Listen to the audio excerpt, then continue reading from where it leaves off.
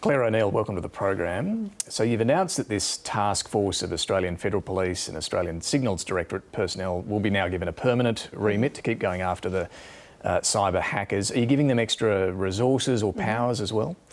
Thank you, David, and good morning to you and your viewers.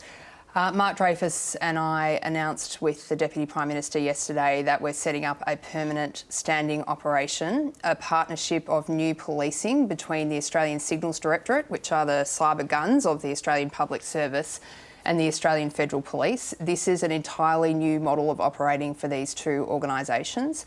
What they will do is scour the world, hunt down the criminal syndicates and gangs who are targeting Australia in cyber attacks and disrupt their efforts. This is Australia standing up and punching back. We are not going to sit back while our citizens are treated like this way and allow there to be no consequences for that. Okay, just to be clear though, this task force has been in place for a while though, hasn't it? No, that's incorrect. Okay. So this is a new operation, a permanent standing force of 100 of the best most capable cyber experts in this country that will be undertaking this task for the first time, offensively attacking these people, David. So this is not a model of policing where we wait for a crime to be committed and then try to understand who it is and do something to the people who are responsible. We are offensively going to find these people, hunt them down and debilitate them before they can attack our country. What's your expectation here of what they'll be able to achieve? Because, you know, we know whether it's in this new standing operation or in their previous task forces, they've been trying for a while to go after these hackers. The Americans have for years. They did manage to arrest a few of them about a year ago. What's your expectation about what they'll realistically be able to achieve? Yeah. Well, I think there's a perception in the community that it's hard to do anything about cyber attacks, and that's actually wrong. There's an enormous amount that we can do. I think we need to shift away from the sense that the only good outcome here is someone behind bars, because that can be hard when we've got people who are essentially being harboured by foreign governments and allowed to continue this type of activity. But what we can do is two really important things. The first thing is hunt these people down and disrupt their operations. It weakens these groups if governments like ours collaborate with the FBI and other police forces and intelligence agencies around the world. But the second important thing that we need to do is stand up and say that Australia is not going to be a soft target for this sort of thing. And if people come after our citizens, we are going to go after them. So when you say they're being harboured by a foreign government, you're saying the Putin regime is harbouring these criminal gangs? Well, I think there's plenty of public reporting that would suggest that in some cases there is turning a blind eye. Sometimes it goes beyond that, and it's not just Russia. But David, this is a really important new crime type for our country. I wish we had been further along than we are now, but I can tell you we have done more about cybersecurity in this country in the last 3 months than was done in the preceding 3 years, without question. Okay, but the attacks have been escalating, particularly on big companies, Optus, Medibank. Do you think the efforts so far are working? And just coming back to that question around what's your expectation? Is this new team going to be able to stop these sorts of big attacks that expose our data? Yeah. So I don't think anyone can promise that cyber attacks are going to go away. And one of the things that people need to understand is really how relentless this is at the moment. We had National Australia Bank come out a month or so ago saying they are subjected to 50 million cyber attacks a month. The ATO is subjected to 3 million cyber attacks a month. So we've got to understand here that we have got to adapt our whole approach and our whole thinking about this new crime type. Cybersecurity is hard, and it's got to be a partnership between business, government and Australian citizens. And so what we need to do, and what I need to do in my job, is drive a whole of nation effort where we see all of these groups in the community lift up their defences together. Let's turn to what's being done here to protect our data, keep it safe. Medibank's chief executive, as we just saw, says it was the username and password of an employee who had high-level access across the network that was stolen. Does that surprise you, even alarm you, that that's all it took to get into the database of millions of customers? So I don't want to provide a running commentary about the technical aspects of every cyber event in Australia, but I will say I think what we saw with Optus and Medibank is two Australian companies that hold very personal information about Australians and that means they owe big obligations to Australians to protect that information. And in both of those instances, the proof is in the pudding.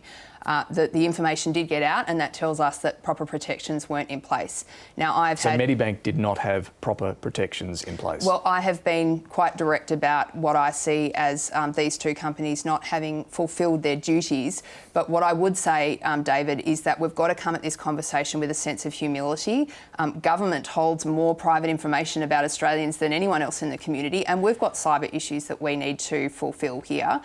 So what I would like us to do is come together as a country and have the discussion, which you just started out before on the couch, about what we can do across our country to help this. Just let me make one more quick point. This is a global problem, David. 2022 has been the big wake-up call for Australia. If I look at the US, it was probably last year where they had a number of really big attacks that brought home the personal impacts of this to their citizens. So it's time for us to wake up out of the cyber slumber, and I want to push our country now to do better. Okay, but just to be clear on Medibank, was this a sophisticated attack? So there are two criminal investigations underway at the moment into Optus and Medibank, and it's not helpful for me to provide a running commentary. You did on Optus. You said it was not a sophisticated attack. So in relation to Medibank, was this a sophisticated attack? Look, David, I am very direct about how I communicate about these things. I have been direct in my discussion with Medibank and Optus. There are criminal investigations on foot now. I've made it clear that I don't think the defences were where they needed to be. But I say again, we've got to come at this conversation with a bit of humility here. Government's got to step up to the plate too, and this is a whole-of-nation effort here where we need to improve. A bit of a different tone to what we heard from you on Optus. Why is that? Well, I don't accept there was any difference in tone. I've said pretty clearly that both companies needed to do better. Both failed. And I think both have come forward and apologised. I don't think Optus and Medibank are saying anything different. Will there be any fines? It's important that we do accept that there is a countrywide problem here. And as I said, 50 million attacks a month at NAB. We are, as a nation, being attacked virtually constantly, and we need to work together to fix that. Will there be any fines? I know you're trying to increase the fines, but the ones that exist at the moment. For either Optus or Medibank? Yeah, so that's not my decision. The Privacy Commissioner will make a decision about seeking fines there.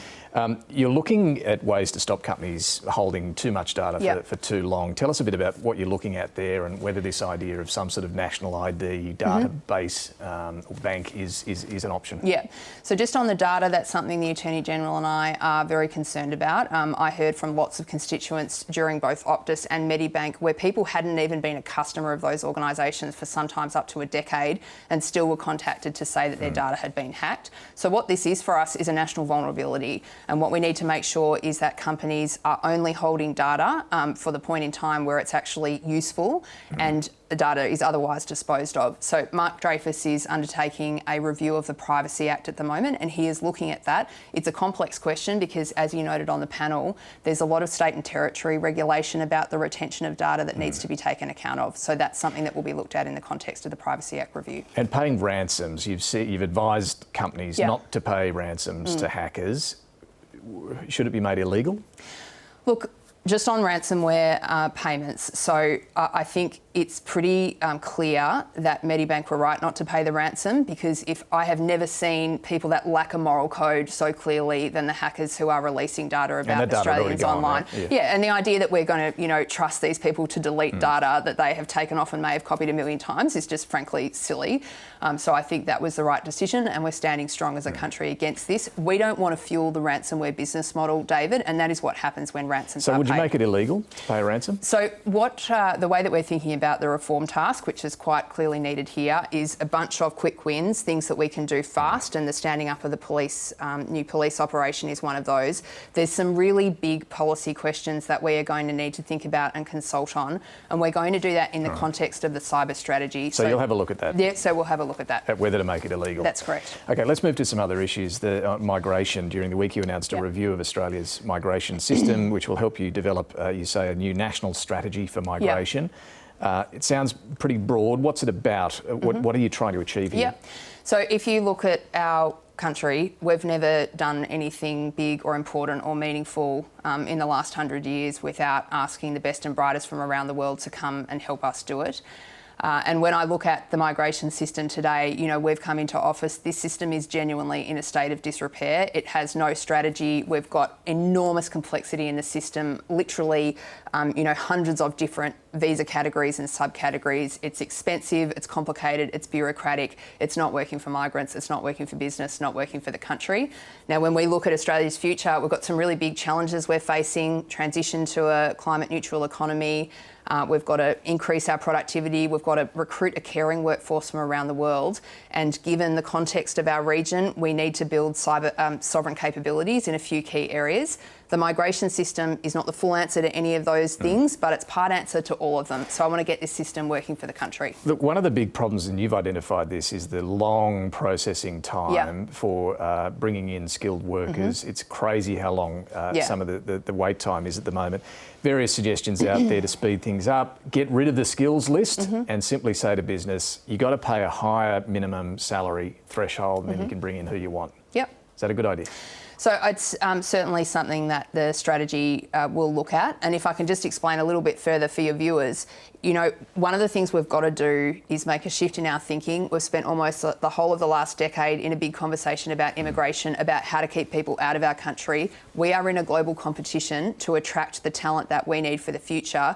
With the US and Canada and New Zealand and all these other countries, they are rolling out the red carpet for the migrants they need. In Australia, it can take you 2 or 3 years to get a visa to come here, and then we're only going to let you stay for a couple of years and send you back again. So we've actually got to think about this as a competitive mindset where we want Australia to be a destination of choice, and that's not what the migration system is doing at the moment. We'll see what that review comes up with. Temporary protection visas, you promised to get rid of them. Yeah. When's that going to happen?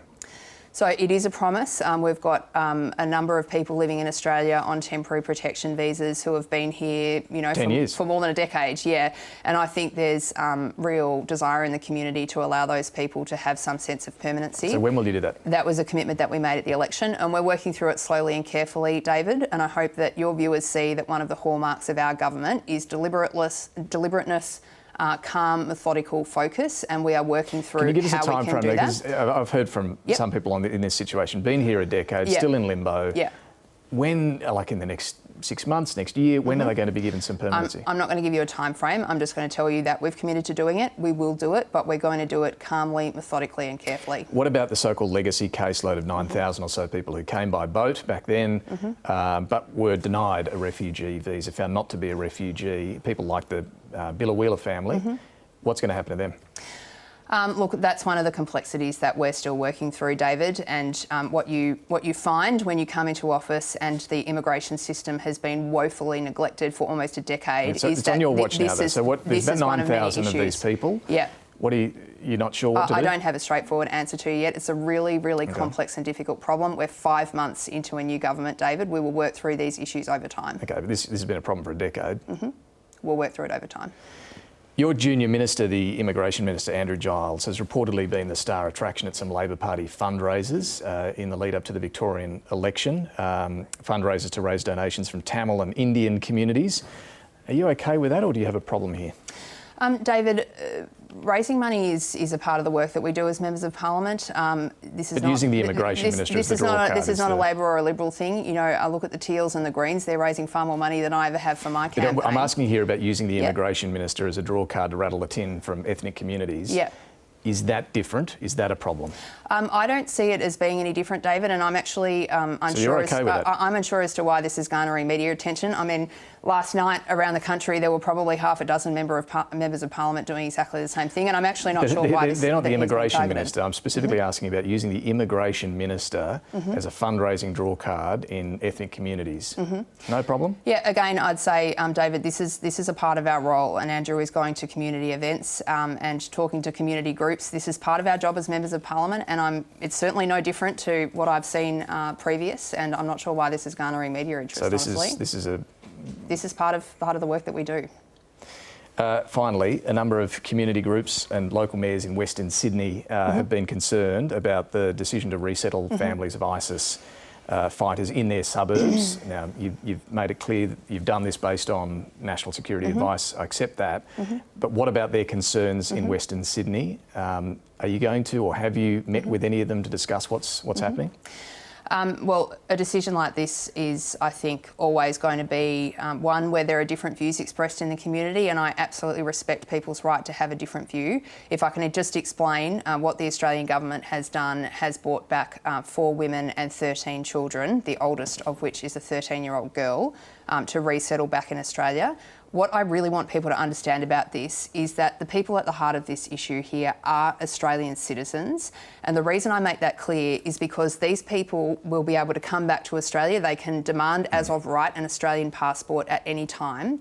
The national security question for us is, do we want these children growing up in a squalid refugee camp where they have no access to health and education, where they are subjected every day to radical violent ideology that tells them to hate their own country, or do we want them to grow up here with Australian values? That's the choice for us. But just quickly on this, I am asking about the concerns in the communities, which are legitimate.